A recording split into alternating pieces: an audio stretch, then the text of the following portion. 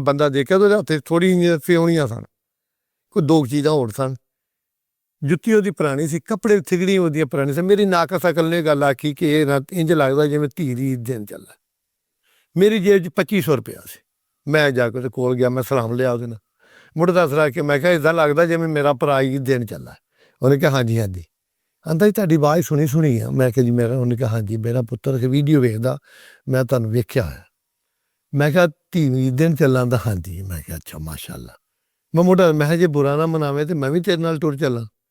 ਕਹਿੰਦਾ ਜੀ ਇਸ ਤੋਂ ਮੈਨੂੰ ਖੁਸ਼ੀ ਕੀ ਹੋ ਸਕਦੀ? ਮੇਰੇ ਦਿਲ 'ਚ ਇਹ ਸੀ ਕਿ ਜਦੋਂ ਗਰੀਬ ਪਿਓ ਈਦ ਲੈ ਕੇ ਆਉਂਦਾ, ਇੱਕ ਮੈਂ ਧੀ ਦੇ ਜਜ਼ਬਾਤ ਵੇਖਣੇ ਚਾਹੁੰਦਾ। ਮੇਰੇ ਅੰਦਰ ਇੱਕ ਦਰਦ ਵਾ, ਮੈਨੂੰ ਅੱਲਾਹ ਪਾਕ ਨੇ ਬਖਸ਼ਿਆ। ਮੈਂ ਕਿਹਾ ਮੈਂ ਕਹਾਣੀ ਬਿਆਨ ਕਰਾਂਗਾ, ਸ਼ਾਇਦ ਕਿ ਤੇਰੇ ਦਿਲ ਮੇਂ ਉਤਰ ਜਾਏ ਬਾਤ ਮੇਰੀ। ਮੈਂ 2000 ਰੁਪਏ ਨੂੰ ਫੜਾ ਤਾ, ਉਹਦੇ ਮੈਂ ਹਾਲਾਤ ਵੇਖੇ। ਮੈਂ ਕਿਹਾ ਯਾਰ ਜੇ ਮੋਥੇ ਧੀ ਨੂੰ ਦਿੱਤਾ ਤੇ ਇਨਸਲਟ ਸਮਝੇਗੀ। ਮੈਂ ਯਾਰ ਜੇ ਤੂੰ ਬੁਰਾ ਨਾ ਮਨਾਵੇ ਤੂੰ ਧੀ ਨੂੰ ਈਦ ਮੇਰੇ ਮੈਂ ਨਾ ਦੇ ਲਾਂ।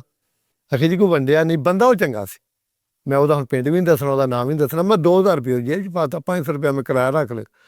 ਅੱਗੇ ਗਏ ਜਦੋਂ ਧੀ ਨੇ ਵੇਖਿਆ, ਉਹ ਧੀ ਵੀ ਨੈੱਟ ਵੇਚਦੀ ਕਿ ਉਹਨੇ ਮੈਨੂੰ ਪਛਾਣ, ਉਹਨੇ ਖੈਰ ਬੜੀ ਮੇਰੀ ਇੱਜ਼ਤ ਨਾਲ ਮੈਨੂੰ ਬਿਠਾਇਆ।